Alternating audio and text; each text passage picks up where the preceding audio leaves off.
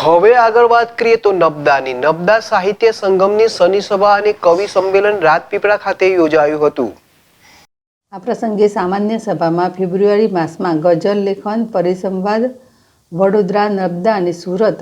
તાપી જિલ્લાના કવિઓનું કવિ સંમેલન યોજવા બાબત તેમજ માતૃભાષા દિવસની ઉજવણી કરવા અંગે આયોજન ચર્ચા હાથ ધરાઈ હતી।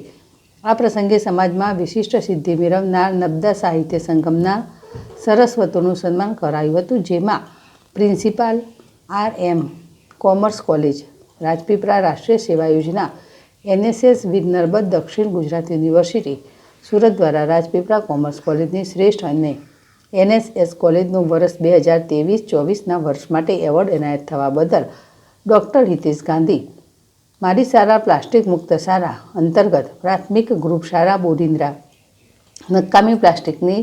1016 બોટલ અને પ્લાસ્ટિક પડીકા એકત્ર કરીને વર્લ્ડ વાઇડ બુક ઓફ રેકોર્ડમાં નામ નોંધાવવા બદલ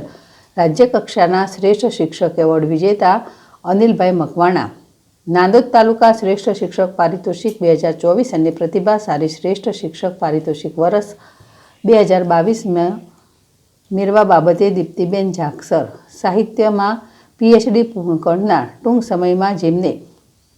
ડોક્ટરેટની પદવી મળવાની છે, ઉપરાંત ગુજરાત સાહિત્યમાં જાણીતા ગઝલકાર તરીકે ઉભરી આવનાર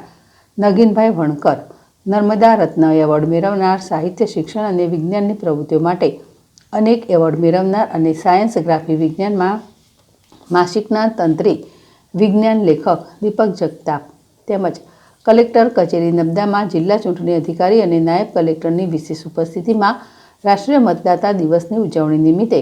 સ્વીપ અંતર્ગત મતદાન જાગૃતિની ઉત્તમ કામગીરી માટે પ્રાથમિક શિક્ષકોની આખી ટીમના નબદા સાહિત્ય સંગમના સદસ્યો નમિતાબેન મકવાણા, અનિલભાઈ મકવાણા, સોનલબેન ચૌહાણ અને દીપ્તિબેન જાખસરનું પ્રમુખ તથા મહેમાનો દ્વારા પુષ્પગુચ્છ આપી સન્માન કરી નબદા સાહિત્ય સંગમનું ગૌરવ વધારવા બદલ સન્માન કરાયું હતું। આ પ્રસંગે શનિ સભાના કવિ સંમેલનમાં દીપક જગતાપે ઝાકર ભીના મોતી વિષય ઉપર લલિત નિબંધનું પઠન કર્યું, જ્યારે કવિ સંમેલનમાં હિતેશ ગાંધી, નગીનભાઈ વણકર, હરિવર્ધન પાઠક, હિરાજ વસાવા,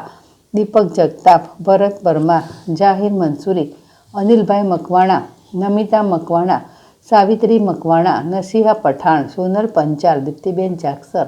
સોનલ ચૌધરી, લાલસિંહ વસાવા, ભાવિકા પટેલ, આયુષી પાઠક અને ઓમ ક્રિશ મકવાણાએ રેપ સોંગ દ્વારા સુંદર કાવ્યની રજૂઆત કરી હતી। દીપક જગતાપ